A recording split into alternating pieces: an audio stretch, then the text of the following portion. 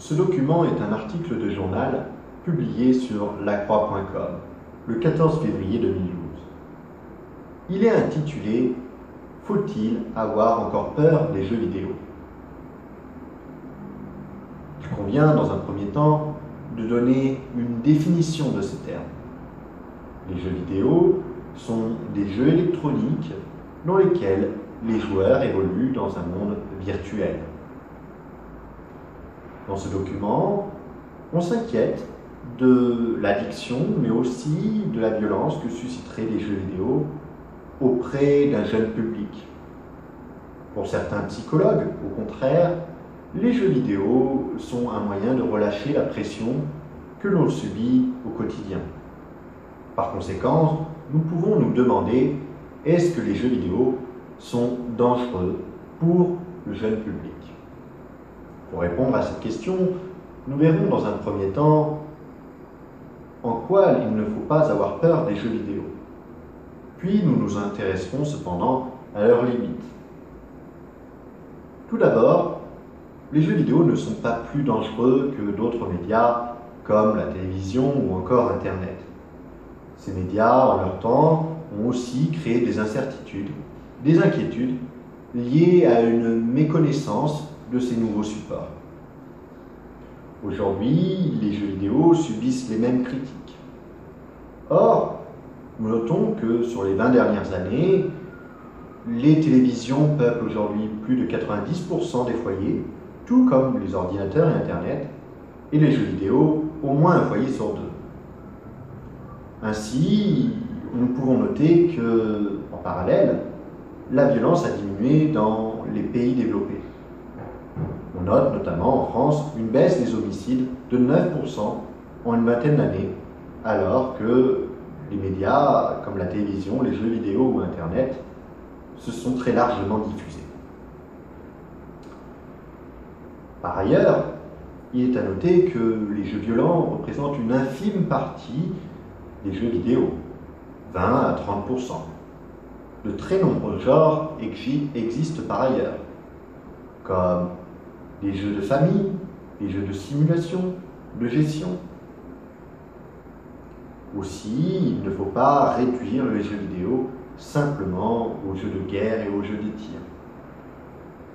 Par exemple, si nous nous baladons aujourd'hui dans un cybercafé en Corée, nous remarquerons très largement des jeunes jouant à des jeux amusants de type karaoké ou des jeux de plateforme qui sont loin d'être violents.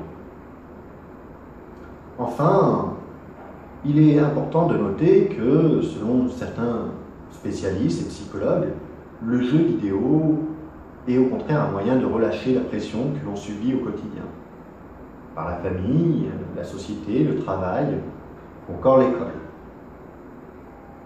Certains jeux, comme les Sims, permettent aux jeunes de se détendre, de créer un monde bien à lui, dans lequel il représente quelle serait sa vie rêvée. Cela lui permet donc de s'en sentir mieux et d'apaiser la pression qu'il ressent au quotidien. Ainsi, nous voyons par ces trois éléments que les jeux vidéo sont loin d'être aussi dangereux que l'on prétend. Pour autant, il est important de s'intéresser à leurs limites. Tout d'abord, il est important de protéger les jeunes publics de ces jeux qui sont violents et qui affichent parfois un contenu explicite. Ces jeunes y sont particulièrement sensibles et il existe aujourd'hui déjà quelques réglementations pour limiter l'accès. On peut noter sur les boîtiers des limites d'âge. On peut aussi noter qu'il est interdit, pour les distributeurs de jeux, de vendre des jeux dits violents à des jeunes qui n'ont pas la majorité.